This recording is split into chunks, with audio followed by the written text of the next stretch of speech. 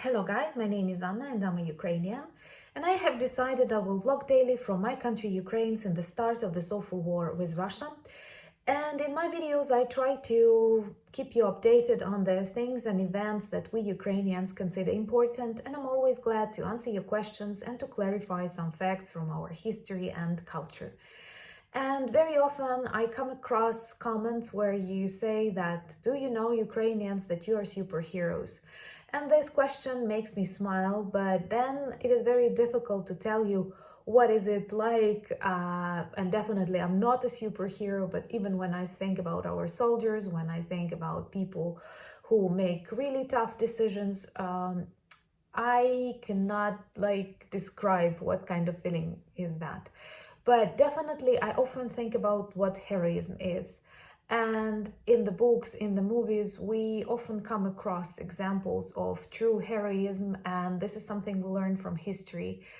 And now, being inside the country at war, I can tell you that perhaps it's better not to meet, not to experience true heroism in your everyday life, because it is always something that presupposes sacrifice, something that presupposes very dramatical events or environment. And we even have one song in Ukraine. It was recorded before the war, maybe 10 years before the war, somewhere in between revolutions, the Orange Revolution and Maidan, where a singer says that I don't want to be a hero, because when someone becomes a hero, this is a very difficult way, and not many heroes are actually alive.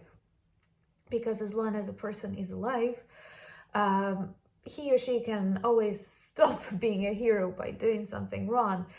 But when I think about this everyday heroism that my countrymen demonstrate, I realize that this is a choice.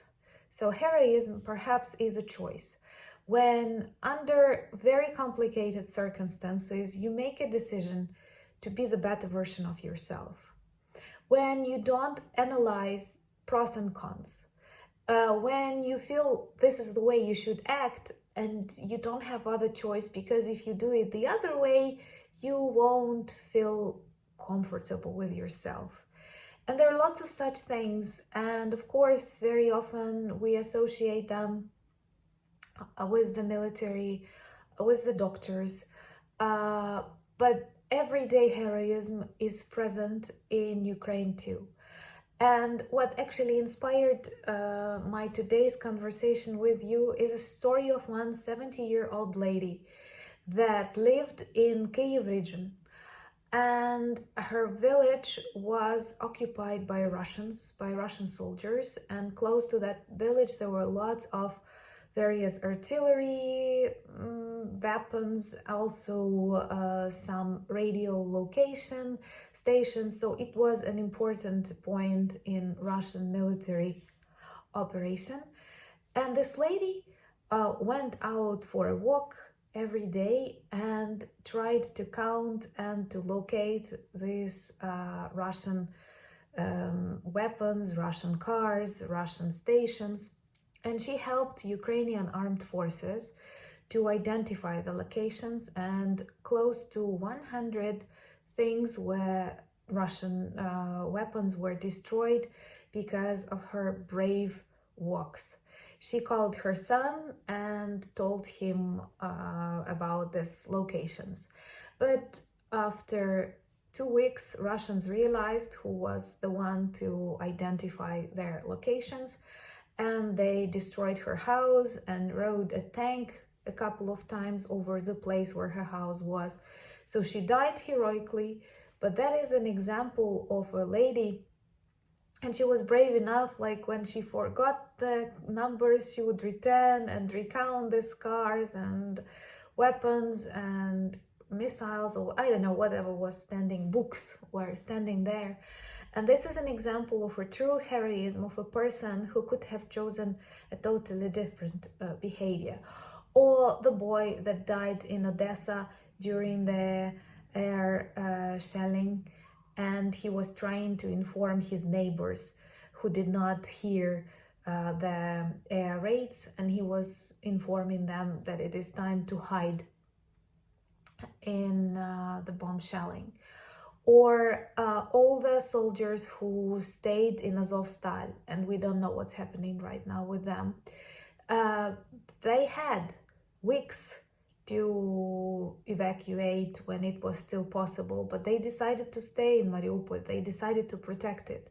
They recorded the videos, they protected the civilians, and these are average people, people who had businesses, people who have families, people who have love, dreams, I don't know, hobbies in their life.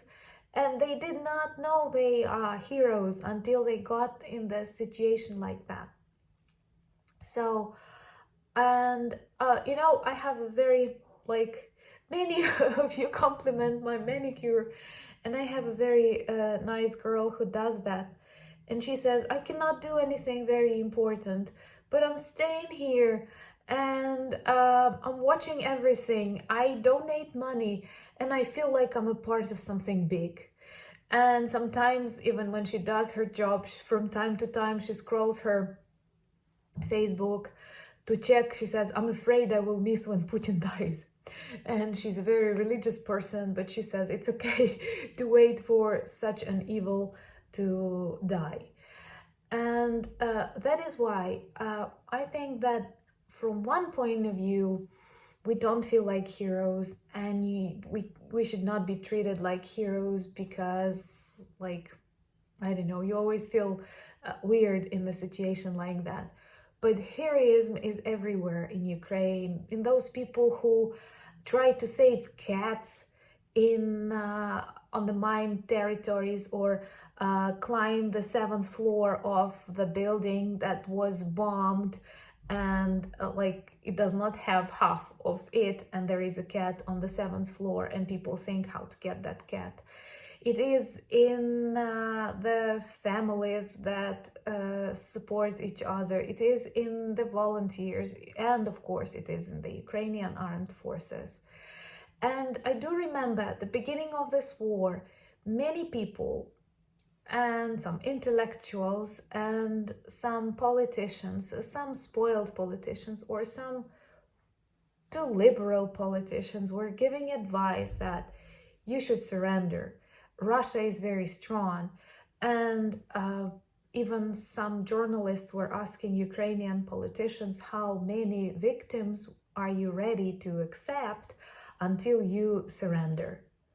And this is a very stupid question, because this war is not our choice. This war was not initiated by Ukraine. Nothing really led to it. Of course, NATO is not the reason. But even if NATO was the reason, we are not yet NATO, and NATO does not want us very much. I hope this will change. But you cannot surrender to such aggression.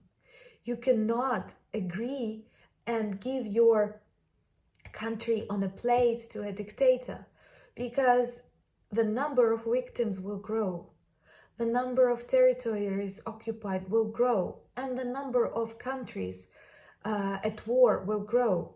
Because if we fail, Putin will continue.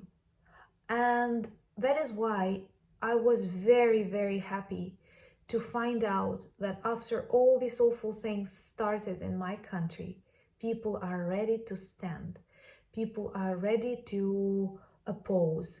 People don't want to surrender, and there is no other way but just to win this war. And that's what we are doing. Thank you for watching. Thank you for your questions. Thank you for your support, and a big thank you for your subscriptions. Slava Ukraini!